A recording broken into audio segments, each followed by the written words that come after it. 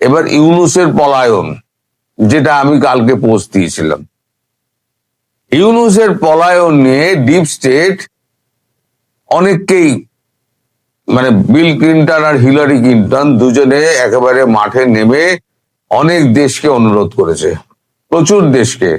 1 minute ধরবেন।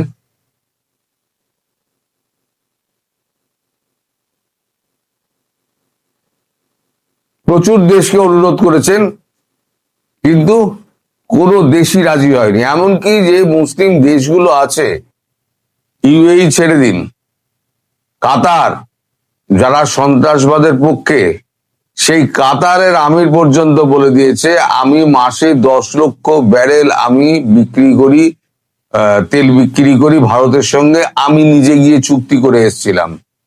ভারতের বিপক্ষ কোনো শক্তি এরকম আমার দেশে এসে নাগরিকত্ব নিয়ে থাকুক বা আমি রাজনৈতিক আশ্রয় দেব, সেটা আমি করব না। রয়ে গেল হচ্ছে এমএসবি, মোহাম্মদ বিন সুলতান। মোহাম্মদ বিন সুলতান হচ্ছে আরাক্কাটি ওপরে। তিনি বলেছেন ঠিক আছে, না তো আমি করতে পারি না, আপনি বলছেন, হিলারি ক্লিন্টন বলেছে, আপনি বলছেন না তো আমি করতে পারি, তো আমার 3টে শর্ত আছে। এক হচ্ছে তাকে পাসপোর্ট জমা রাখতে হবে, 2 হচ্ছে তিনি কোনো রাজনৈতিক কথা বলতে পারবেন না আমার দেশে, আর 3 নম্বর শর্তটা যেটা, সেটা শুনলে জমদূত পালিয়ে যাবে, সেটা হচ্ছে কোনো দেশ যদি এক্সট্রাডিশন চায়, তার কোনো দেশের প্রতি তার অন্যায় করেছেন তিনি, সেই দেশ তার জন্য ভোগান্তি পুইয়েছে এবং অপরাধ প্রমাণিত হয়েছে, এরকম যদি হয় তাহলে পরে এক্সট্রাডিশন চাইলে আমি এক্সট্রাডিট করে দেবো। এই যে পয়েন্টটা, এই পয়েন্টটাতে গিয়েছে ইউনূস তো আটকে। এখন ইউনূস বলছে না আমি তো যাব না, কারণ শেখ হাসিনাই আসুক অথবা ভারতবর্ষ। কারণ ভারতবর্ষের বুকে একটা ঘটনা ঘটেছে। এখন ভারতবর্ষের নীতি কি? ভারতবর্ষের নীতি হচ্ছে যে কোনো টেরর অর্গানাইজেশন তার সে যদি করে, আর যে দেশে সরকার বসে আছে সেই দেশে সরকার যদি তাকে বাধা না দেয়, তাহলে ধরে নেওয়া হবে সেই সরকারও হচ্ছে সন্ত্রাসবাদী সরকার। যেমন পাকিস্তানকে সন্ত্রাসবাদী সরকার, পাকিস্তানকে সন্ত্রাসবাদী রাষ্ট্র বলে, তেমনি বাংলাদেশের ইউনূস হলো সন্ত্রাসবাদী সরকার, সরকারের প্রধান, এবং বাংলাদেশ রাষ্ট্রটা হচ্ছে জঙ্গিবাদের চাষ করা একটি রাষ্ট্র। ফলে সন্ত্রাসবাদ এবং রাষ্ট্র দুটোকে একই দাঁড়িপাল্লায় ফেলে দাও, দিয়ে পাকিস্তানে আক্রমণ করো এবং বাংলাদেশে আক্রমণ করো, সেটা এখন হচ্ছে সময়ের অপেক্ষা। আর ইউনূস এখন আর অন্যত্র পালাতে পারছেন না, ফলে ওনার মুখ ঝুলে গেছে। এখন উনি আজকে আবার একটা জাতির উদ্দেশ্যে ভাষণ দিয়েছেন, যার কাগের ঠ্যাং বগের ঠ্যাং কিছু নেই, সব মিথ্যে কথা, সব জালি মাল, সব মিথ্যে কথা। যা যা এতদিন পর্যন্ত বলে এসছে, মানে যত মিথ্যে কথা বলে দিয়েছে, সেই মিথ্যের ডবল মিথ্যে উনি বলেছেন। আবার একটা নির্বাচনের মূল্য ঝুলিয়েছেন, উনি সততা এবং কর বিন্যাসের কথা বলেছেন, উনি সুশৃঙ্খল একটা জাতির কথা বলেছেন, উনি ভেঙে পড়া অর্থনীতিকে দাঁড় করানোর কথা বলেছেন। তা ভেঙে পড়া অর্থনীতি, মানে অর্থনীতির চাঙ্গা ছিল, দেশটাকে ভেঙে দিয়েছে, এখন বলছে আমি ভেঙে পড়া অর্থনীতিকে আমি দাঁড় করিয়েছি। এর থেকে বড় মিথ্যা কথা আর কি হতে পারে? যাই হোক, ইউনূস একটা জিনিস বুঝে গিয়েছে, সেটা হচ্ছে বাংলাদেশের মানুষ তাকে লাল কার্ড দেখিয়ে দিয়েছে। ইউনূসের মুখ দেখলে, এই যে আজকে প্রচার যেটা হয়েছে, আমি সময় টিভিতে দেখলাম যে এটা দিয়েছে ইউটিউবে, সেটা তার ভাষণ দেখছিলাম, যার জন্য আমার আস্তে আস্তে দেরি হয়ে গেল। সেই ভাষণে এইটুকু বুঝলাম, তার একদম সে মুখটুক ঝুলে গিয়েছে। সেই ভাষণ নাকি 2বার রেকর্ড হয়েছে, 2বার ভাষণ রেকর্ড হয়েছে। এর মধ্যেও আবার খেলা চলছে, মিথ্যের ঝুড়ি, মিথ্যের বেসাতি কত। আর আপনার দেশের মিডিয়া গুজববাজ বলেন তো, আপনার দেশের মিডিয়া কিরকম গুজববাজ। আমাদের দেশের যে হাই কমিশনার বিনয় বার্মা, তিনি সেখানে ছিলেন, তাকে ফোন করা হয়েছিল যে আপনি একবার আমাদের সঙ্গে দেখা করবেন। তিনি বলেছেন আমি অত্যন্ত ব্যস্ত আছি, আমার ডাক্তার দেখানোর অ্যাপয়েন্টমেন্ট রয়েছে, আমি যেতে পারবো না, আমি আমার ডেপুটিকে পাঠাচ্ছি, সেও খুব অল্প সময়ের জন্য যাবে, তাকে বেশিক্ষণ আপনি আটকাবেন না। ফলে তার ডেপুটি এসেছিলেন এখানে, বিনয় ভার্মা আসেননি, তাকে তলব করা হয়নি, তিনি এসেছিলেন, তাকে অনুরোধ করা হয়েছিল, তিনি এসেছিলেন। এবং তাকে যেটা বলা হয়েছে, আপনারা যেটা ঢোল পেটাচ্ছেন, মানে আপনারা কিন্তু বলা হচ্ছে বলে আপনারা এই ঢোলটা পেটাচ্ছেন, তাকে এটা বলা হয়েছে যে ভারতবর্ষ একটু ক্ষমা সুন্দর দৃষ্টিতে বাংলাদেশকে দেখুক। আমরা একটা ছোট রাষ্ট্র, আমাদের কিছু ভুলভ্রান্তি থাকতে পারে, সেই ভুলভ্রান্তি গুলো আমরা মিটিয়ে নেওয়ার চেষ্টা করব। আমাদের একটুখানি সহানুভূতির সঙ্গে একটুখানি কথা বলুন, মানে আপনার আপনার পক্ষ থেকে বলুন। মোট 8 মিনিটের একটা বৈঠক হয়েছে, উনি চাও খাননি, বিস্কুটও খাননি। 8 মিনিটের বৈঠক শেষে উনি বলেন, আপনার কথা আমি শুনলাম, আমি ওপর মহলে জানিয়ে দেবো, এর বাইরে আমি আর কিছু করতে পারবো না বলে উনি বেরিয়ে গেছেন। এটাকে আগে আমরা তলব বলবেন? তলব বলে আপনাকে কথা শোনানো কড়া ভাষায় বলবেন? আপনাদের আর কি বলবো? আজকে সকালবেলা ট্রেসি অ্যান্ড জ্যাকবসনের সঙ্গে দুজন মিটিং করেছেন, রেজওয়ানা আর একজন কি শুভ্র, তারা দুজন মিটিং করেছেন। প্রায় 50 মিনিট মিটিং হয়েছে সকালবেলা, 8:30 থেকে 8:20 অব্দি মিটিং হয়েছে। সব খবর আমি পাই, আমার খবর দেওয়ার লোক রয়েছে, তারাই আমার যেটা বলতে পারেন না বলে আমাকে বলেন যে আপনি বলুন। এই মিটিংটা হয়েছে, এখন তো ডিপ স্টেট, আমি বলি না ডিপ স্টেট কাজ করছে। তারা এখন কি করতে গেছে জানেন? শুনবেন, তারা এখন গেছেন সেফ এক্সিট খুঁজতে। ট্রেসিকে বলে সেফ এক্সিটের জন্য সবাই পালানোর ধান্দা করছে, সবাই। আর 15 দিন যদি অপেক্ষা করে, ওরা বুঝতে পারছে তাহলে পরে পিঠে বাঁশ পড়বে। এই যারা আজকে প্রমাণ করে দিল, বাংলাদেশের সমস্ত জনগণ আজকে প্রমাণ করে দিল, তারা প্রত্যাখ্যান করছে ইউনূস অ্যান্ড কোম্পানিকে, মানে ওই সরকারকে। তারা লালবাতি জ্বালিয়ে দিয়েছে সরকারের।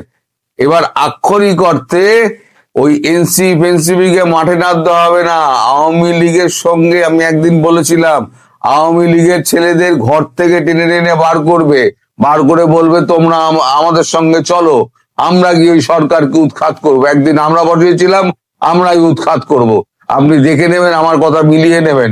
আমি যেরকম বলেছিলাম যে আজকে কেউ বেরোবেন না, আপনারা ঘরে থাকুন, দোকানপাট আপনারা বন্ধ করে দিন, একবেলা হাফ বেলা খান, একদিন হাফ খান, অর্ধেক খান, আপনাদের কষ্ট হবে, তবু দেশের স্বার্থে, আপনার স্বাধীনতা রক্ষার স্বার্থে এবং এই সরকারকে সরানোর স্বার্থে আপনাদের এই দোকানপাট বন্ধ, বাজার বন্ধ করে দিন, বাস বন্ধ করে দিন, রাস্তায় লোক বেরোবেন না। আপনারা অভূতপূর্ব সাড়া দিয়েছেন, এর জন্য আমি অত্যন্ত আনন্দিত এবং আপনাদের অভিনন্দন জানাই। কিন্তু ইউনূসের মারটা তো হবে, খুব বেশি বেশি বেশি পরিমাণে হবে না। ইউনূস অ্যান্ড গং, তাদের মারটা হবে।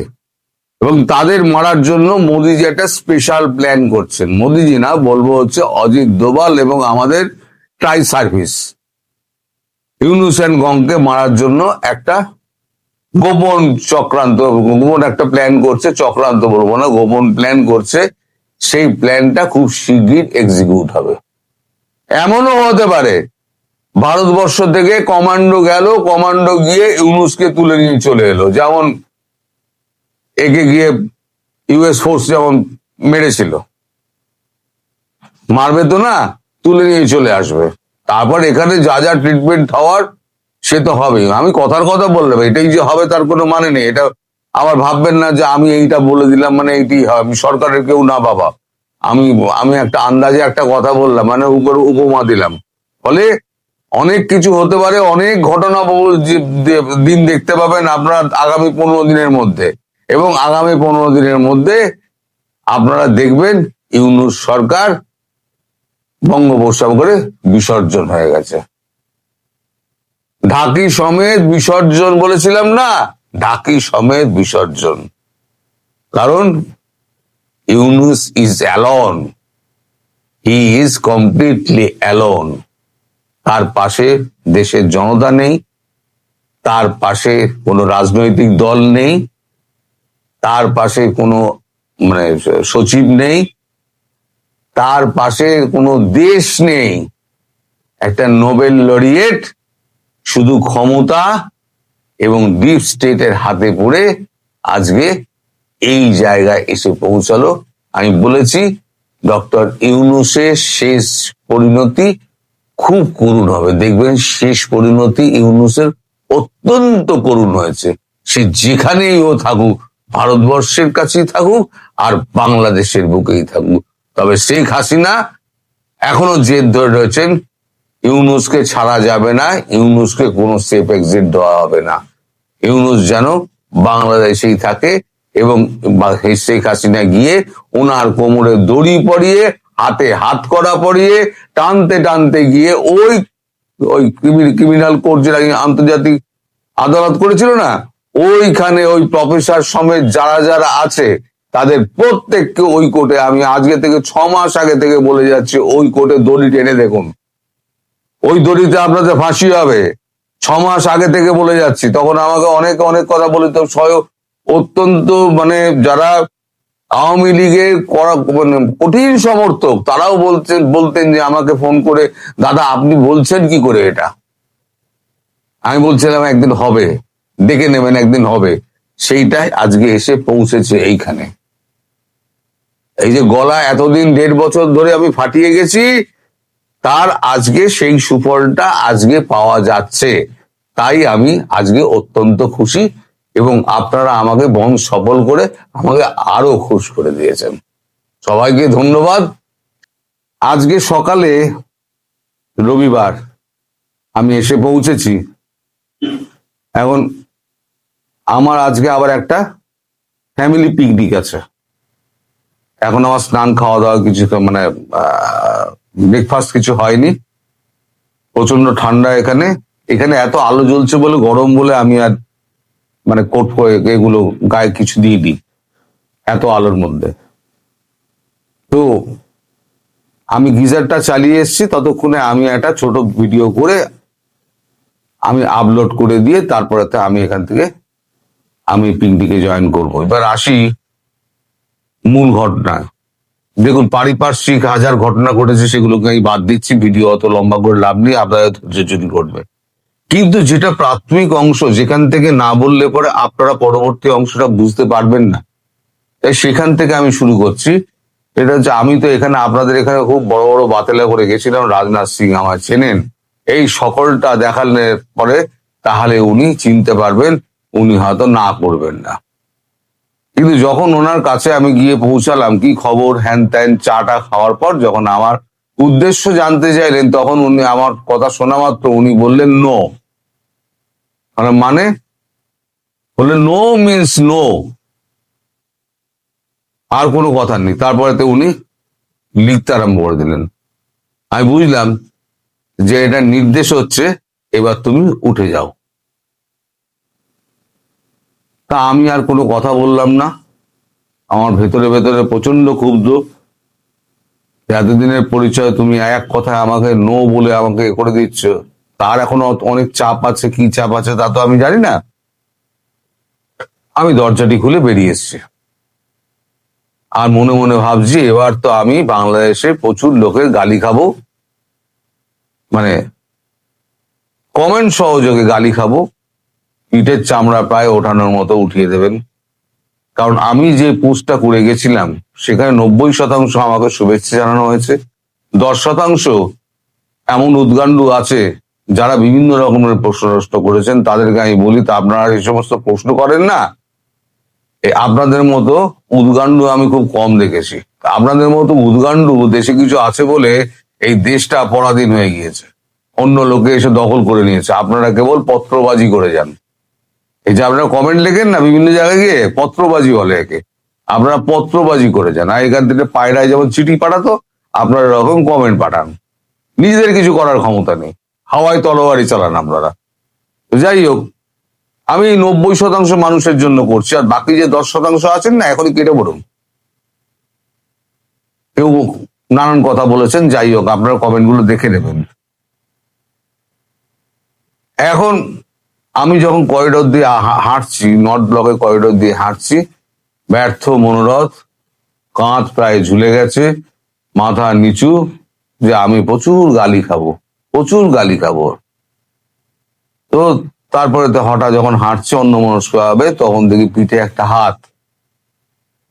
ঘুরে দেখি যে একজন টপ অফিসিয়ালস, এখন তার নাম আমি বলতে পারবো না, তো আপনারা বুঝে যাবেন তিনি মন্ত্রী নন, তিনি ক্যাবিনেটের সদস্য। এবং তিনি এতটাই গুরুত্বপূর্ণ, ক্যাবিনেটের প্রত্যেকটা মানে মিটিং এ তিনি থাকেন, এবং সিদ্ধান্ত, প্রত্যেকটা বিষয়ের সিদ্ধান্ত, ওনার সিদ্ধান্ত ছাড়া মোদিজি নড়েন না। এবার আপনারা বুঝে নিন সে ব্যক্তি কে। তা তিনি আমার পিঠে হাত দিতেই আমি চমকে থাকালাম। তিনি আমার বললেন যে কি ব্যাপার, তুমি দিল্লিতে, তুমি তো দিল্লিতে সহসা আসো না, বছরে তো একবার আসো, এখন তো তোমার আসার সময় নয়, তুমি তো ফেব্রুয়ারি মাসে আসো। না, এই উদ্দেশ্যে একটা এসছিলাম, কিন্তু রাজনাথ সিং বলে দিলেন যে নো মিন্স নো। এবার আপনি ভাবুন আমি তো কি কাজ করি, কাদের জন্য কাজ করি, এখন তারা যে আমায় গালিগালাজটা করবে, আমি সেইটাই ভাবতে ভাবতে আমি যাচ্ছিলাম। তখন জিজ্ঞেস করে রাজনাথ সিং জি কি বলেছেন, আমি বললাম উনি বললেন নো মিন্স নো, আর কোনো কথা শুনলেন না উনি। তখন ঠিক আছে তুমি আমার সঙ্গে এসো বলে আমায় নিয়ে গেলেন। রাজনাথ সিং ওনার ঘরের পাশে একটা ওয়েটিং রুম রয়েছে, যারা দেখা করতে আসেন তারা ওয়েটিং রুমে চা জল খান। তা আমাকে ওখানে ঢুকিয়ে দিয়ে বললেন আমি তোমাকে ডেকে নেবো, তুমি বসো। মিনিট 10 বাদে চা দিয়ে গেছে, চা তো ঠান্ডা হয়ে গেছে। আমার তো চায় আর মন নেই, কারণ আমার তো অবস্থা খারাপ, আমি তখন ভাবছি। তো তারপরে মিনিট 10 বাদে এক উর্দিধারী এসে বললেন সাহেব আপনাকে ডাকছেন। আমি কে সাহেব? বড় সাহেব আপনাকে ডাকছেন। বড় সাহেব কি, বড় সাহেব তো আমি জানি না, চলুন কে ডেকেছে যাই, আমি তো আর অপরাধী না যে আমার আটকে রেখে দেবে, আমি দেখা করতে এসেছি। গিয়ে রাজনাথ সিং এর ঘরে দরজায় ঠেলে আমায় ঢুকিয়ে দিল। ঢুকে দেখলাম যে রাজনাথ সিং বসে আছেন, তার ঠিক পাশের চেয়ারে, এই ধরুন আমার টেবিল, তার পাশের যে চেয়ারটা থাকে সেই চেয়ারে উনি বসে আছেন। তো রাজনাথ সিং বললেন যে আমি নো মিন্স নো বললাম, তুমি চলে গেলে ওনার কাছে। এখন আমি ওনার কাছে যাইনি, আমি যাচ্ছিলাম করিডোর ধরে, উনি পেছন দিক দিয়ে এসে আমার পিঠে হাত রেখেছেন, জিজ্ঞেস করুন। আমি তো ওনার কাছে যাইনি, আপনি আমার মন এত ভেঙে দিয়েছেন, আমার সোজা আমি নর্থ ব্লক থেকে বেরিয়ে যাচ্ছিলাম। তা বলছে ঠিক আছে আমি সব শুনেছি, উনি ম্যাডামের সঙ্গে কথা বলেছেন, ম্যাডাম প্রাইম মিনিস্টারের সঙ্গে কথা বলেছেন, তিনি আপনার সাথে দেখা করতে রাজি হয়েছেন, আপনার নাম শুনে, তোমার নাম শুনে উনি চিনেছেন। কতগুলো শর্ত আছে বলুন। আমাদের প্রথম হচ্ছে তুমি মোবাইল, তারপরে পেন, মানি ব্যাগ, রুমাল কিছু নিয়ে ঢুকতে পারবে না, কারণ উনি Z++ সিকিউরিটির মধ্যে রয়েছেন, আর যেখানে রয়েছেন তুমি জানো সেখানে এগুলো অ্যালাউ নয়। 2, কোনো পলিটিক্যাল প্রশ্ন তুমি করতে পারবে না। আমি বললাম এত চাপাচাপি কেন আপনারা করেন? তার দেখো এখানে অনেক মিডিয়া বসে আছে, ন্যাশনাল আছে, ইন্টারন্যাশনাল আছে, তোমার খবরটা যদি বেরোয় তাহলে পরে কিন্তু আমরা মুশকিলে পড়ে যাব। ফলে তুমি যে সাংবাদিক সেই পরিচয় তোমার থাকবে না, তুমি একটা কাভার নিয়ে যাবে, তাহলে কাভারের ব্যবস্থা করে কে করে দেবেন? তখন ওই পাশে উনি বললেন যে আমি করে দেবো, তোমার চিন্তা নেই, ওসব নিয়ে তুমি চিন্তা করুন, তুমি কাজটা হলে তুমি দেখো কি করতে পারো। তারপরে তো উনি আমার বললেন যে মানে যিনি টপ অফিসিয়াল তিনি আমায় বললেন কালকে 7টার সময় উনি উনি তোমাকে ডিনারে ডেকেছেন, 6টার সময় তুমি এখানে চলে আসবে, সেন্ট্রাল লাইব্রেরির গাড়ি থাকবে, সেন্ট্রাল লাইব্রেরির গাড়ি করে তুমি চলে যাবে। তো গতকালকে শনিবার দিন সন্ধ্যে 6টার সময় আমি গিয়ে যথারীতি সেন্ট্রাল লাইব্রেরির অফিসে গেলাম, নিচেই অফিস, ওখান দিয়ে একটা লম্বা চওড়া গাড়ি, একটা মার্সিডিজ বেঞ্জ একটা আমার দেওয়া হলো, এবং সঙ্গে আমার এই চোখের মনিটর নিজেগুলো বলেছিলাম ছবি টবি তুলে নিয়ে আমার একটা নীল পাস দিয়ে দেওয়া হলো। সে গাড়ি 45 মিনিট ধরে হিন্দানি এয়ারবেস, মানে গ্রেটার গ্রেটার নয়ডাটা হচ্ছে উত্তরপ্রদেশের মধ্যে কিন্তু দিল্লির আন্ডারে, তো হিন্ডেন এয়ারবেসে গিয়ে পৌঁছানোর পর পিএসও, যিনি security officer, personal security officer, তিনি সমস্ত কিছু চেক টেক করলেন। আমার চেক টেক করে ওই যে মনে চোখের যে ছবি ছিল সেই ছবির সঙ্গে মিলালেন, মিলিয়ে বললেন আপনি কোত্থেকে এসছেন? আমি বললাম কলকাতা থেকে এসেছি। কি কাজ? আপনাকে বলবো কেন, সে তো আমি তো প্রতিরক্ষা মন্ত্রীকে বলেছি। তা প্রতিরক্ষার মন্ত্রীকে তাহলে জিজ্ঞেস করবো, আপনি জিজ্ঞেস করছেন আমায় আপনার কি কাজ, তারপর আপনি ঢুকতে দেবেন? না না, আমি সে কথা বলিনি, আমি জিজ্ঞেস করছি না আপনি কি কাজে এসছেন, সেটা আপনার দেখার দরকার নেই। আপনার কর্তব্য আপনি করে আমাকে ছাড়ুন, আর কি করতে হবে আমাকে বলুন। পরে কিছু করতে হবে না, এবার আপনি ওগুলো জমা দিন, জমা দিয়ে আপনাকে যে নির্দেশগুলো দিয়েছে সেই নির্দেশগুলো আপনি পালন করবেন বলে একটি সেনা অফিসারকে ডাকলেন। তিনি একটি জিপ নিয়ে আমাকে ভেতর দিয়ে নিয়ে চলে গেলেন ইন্ডিয়ান এয়ারবেসের ভেতরে। অনেকটা যাওয়ার পর একটা বাংলো মতো এলো, তিনি একটা দরজায় ঢোকালেন, ঢুকিয়ে একজনের হাতে আমার সঁপে দিলেন। তিনি এবার একটার পর একটা দরজা, একটার পর একটা দরজা ঢুকিয়ে তারপরে গোটা চারেক দরজার পরে একটা হল গিয়ে পৌঁছলো। হলটা পেরোলে পরে একটা দরজাটা খুললেই দেখলাম যে একটা ড্রয়িং রুম বিশাল। সেখানে একটা রাজকীয় সোফায় রাজকীয় ভাবে বসে আছেন আপনাদের প্রধানমন্ত্রী শেখ হাসিনা। আমি ঢোকা মাত্র দরজাটা ঠাস করে বন্ধ হয়ে গেল। তারপরে আমি নমস্কার করলাম, উনি সালাম করলেন। সালাম করার পরেতে উনি আমাকে বললেন যে আপনি তরুণ ঘোষ? আমি বললাম হ্যাঁ। আপনার আমি ছবি দেখেছি, সামনাসামনি তো আপনাকে মানে অতটা লাগে না। মানে আমি কি বললাম, আমি কি বয়স্ক লাগে নাকি কম বয়স লাগে? বললো কম বয়স লাগে। আচ্ছা ঠিক আছে। আমার বোধ হয় বুড়ো লাগে। বললো না না, আপনি যথেষ্ট ইয়ং। তারপরে তো দেখুন, আপনার দেশের একটা প্রধানমন্ত্রী, অত বড় মানুষ, আর আমি একটা ক্ষুদ্র মানুষ, একটা আমার মধ্যে শেকিনেস থাকবে, খুব স্বাভাবিক। আমার স্বাভাবিকতা ছিল না। উনি সেটা বুঝতে পেরেছেন। এত প্রখর বুদ্ধিমতী মহিলা আমি খুব কম দেখেছি। আর ওই রকম মানে হিউমার একটা মানুষের, ওইরকম হিউমার, মানুষকে সহজ করে নিতে পারা, হাসি ঠাট্টার মাধ্যমে গল্প করার এই। তো যাই হোক, উনি আমাকে পাশে বসতে বললেন। বসতে বলে তারপরে আমার পরিবারের সমস্ত খবর নিলেন। বাড়িতে কে কে আছে, আমি কোথায় থাকি, কি করতাম, কতদিন আমি সাংবাদিকতা করেছি, তো হঠাৎ কেন বাংলাদেশ নিয়ে পড়লাম, আমি এই সমস্ত কিছু ওনাকে বললাম। দেখলাম আস্তে আস্তে আমিও সহজ হয়েছি। তারপরে উনি চা মানে ওইটা দিয়ে গেল, চা উনি খেলেন, আমাকেও চা দিলেন, আমিও চা খেলাম। তারপরে ঠিক 7টার সময় ডিনার এলো। আমি তো কথা বলতে পারছি না, মানে আমি তো ভেতরে ভেতরে আমার প্রশ্ন অনেক রয়েছে, আমি তো মানে প্রশ্ন করতে পারছি না। আমি জানি না উনি উত্তর দেবেন কিনা, তাও আমি জানি না। তো খাবারে যেটা ছিল সেটা হচ্ছে ভাত, ডাল, বেগুন ভাজা এবং বেগুন দিয়ে ইলিশ মাছের ঝোল, সঙ্গে মিষ্টি, মানে সন্দেশ 4 প্রকারের, দই, মিষ্টি, আইসক্রিম, হ্যান ত্যান এই সমস্ত রয়েছে। তা আমি তো অল্প খাই, উনিও দেখলাম খুব অল্প, স্বল্পাহারী। উনি খুব অল্প খেলেন। খাওয়ার পর আমরা দুজনে সোফায় বসলাম। এবারেতে উনি আমার বললেন যে আপনি কি জন্য এসছেন? দেখুন, আমার মনে তো অনেক প্রশ্ন আছে, কিন্তু আমাকে এম্বার্গো দিয়ে দেওয়া হয়েছে যে কোনো পলিটিক্যাল প্রশ্ন আমি করব না। সুতরাং আমি তো আপনাকে কোনো প্রশ্ন করতে পারবো না। এবার আপনি যদি আমায় কিছু বলেন, তাহলে পরে তার পরিপ্রেক্ষিতে আমি কিছু পাল্টা প্রশ্ন করতে পারি। মানে আমি আগে জিজ্ঞেস করে নিয়েছিলাম নিরামিষ প্রশ্ন কি চলবে, রাজনাথ সিংকে জিজ্ঞেস করেছিলাম। আমিষ প্রশ্ন করলাম না, নিরামিষ প্রশ্ন কি করা যাবে?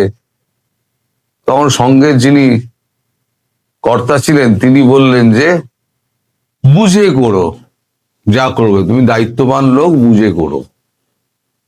হ্যাঁ ঠিক আছে। তা আমার যে কাভারটা ছিল সেটা হচ্ছে সেন্ট্রাল আইভির কাভার ছিল। আর তার মধ্যে আবার দুজনে এসে চেক করে গিয়েছেন, সেন্ট্রাল আইভির কাভারটা চেক করে গিয়েছেন। তার মানে আমি বোঝাতে চাইছি এতটা নিরাপত্তার মধ্যে উনি রয়েছেন। কথাটা শুরু হলো, উনি বললেন বাংলাদেশের অবস্থা জানো? আমি গত দুদিনের আমি কিছু জানি না, আমি দিল্লি আসার পর থেকে বাংলাদেশের অবস্থা কিছু জানি না। উনি বললেন মেট্রো রেলটা বন্ধ হয়ে গেছে। তাই নাকি? বলে হ্যাঁ, এই তো সবে শুরু।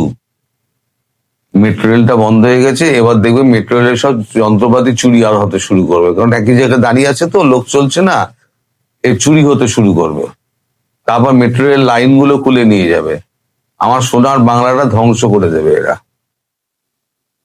তো আমি কথার পরিপ্রেক্ষিতে আমি জিজ্ঞেস করলাম, তাহলে আপনি তো ফিরবেন বলছেন, কবে ফিরবেন? তাহলে সোনার বাংলা তো আপনার ঠিক করতে হবে।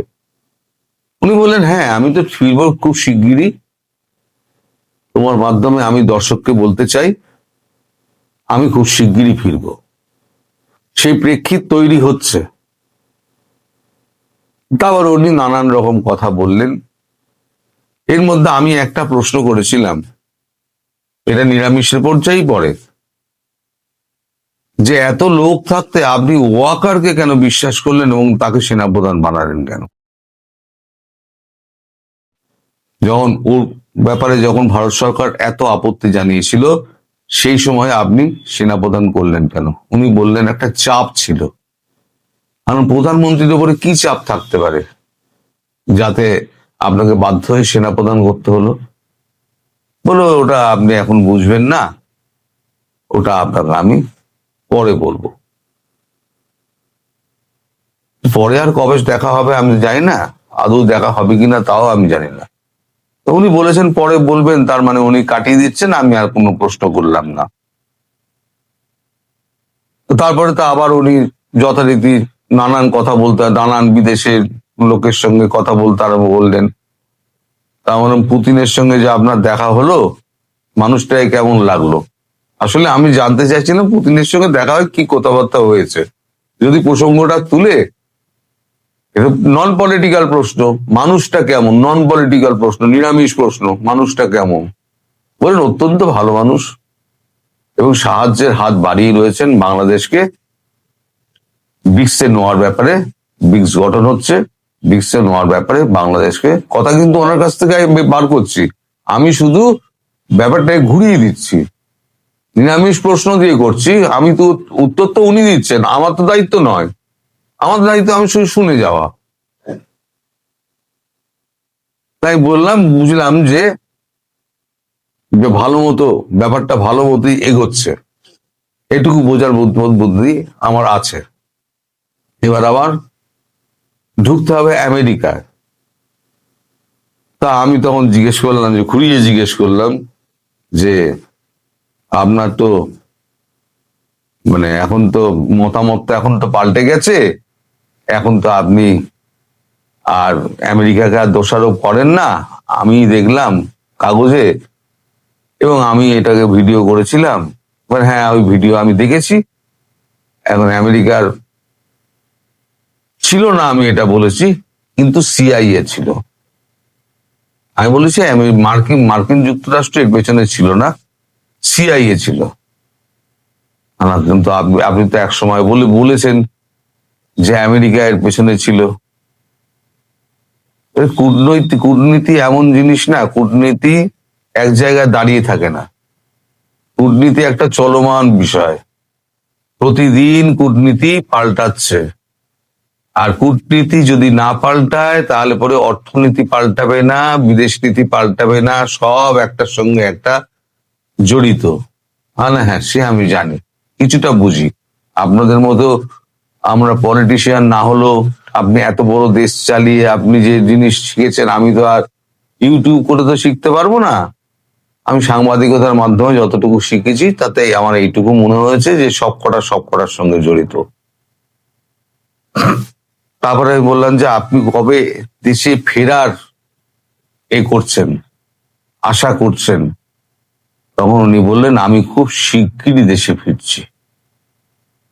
আমি আর একটা কথা ওনাকে জিজ্ঞেস করেছিলাম, এটাও নিরামিষ, যে একটা কথা আমার কানে আসছে যে আওয়ামী লীগের কিছু নেতা কর্মীরা নাকি এখানে খুব অসহায় অবস্থার মধ্যে রয়েছেন এবং তাদেরকে নাকি ভারতবর্ষে ধরে ধরে জেলে পাঠিয়ে দিচ্ছে অথবা কুকুরের মতন এই গুলি করে মারছে, এটা কতটা সত্য? আপনি তো এখানে আছেন।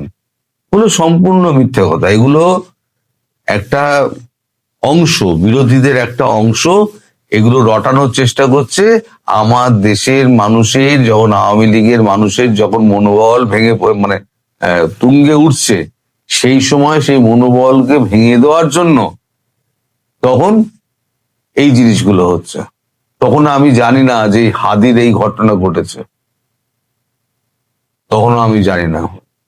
মানে জানলে পরে আমি আমি হয়তো জিজ্ঞেস করতাম, কিন্তু আমি মানে আমার একজন বলেছিল, সেই সময় তো আমি এত নার্ভাস হয়ে গেছিলাম না, সত্যি কথা বলতে কি আমি এত নার্ভাস হয়ে গেছিলাম যে আমার মাথা থেকে ওই প্রশ্নটা বেরিয়ে গিয়েছে।